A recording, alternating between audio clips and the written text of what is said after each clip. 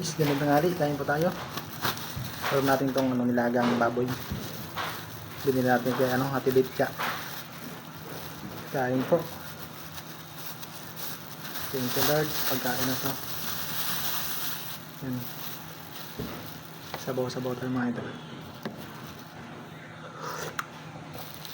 Sarap. Sarap ng luto na Ate Litka.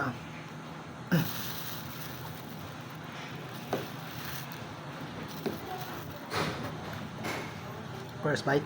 Thank you Lord.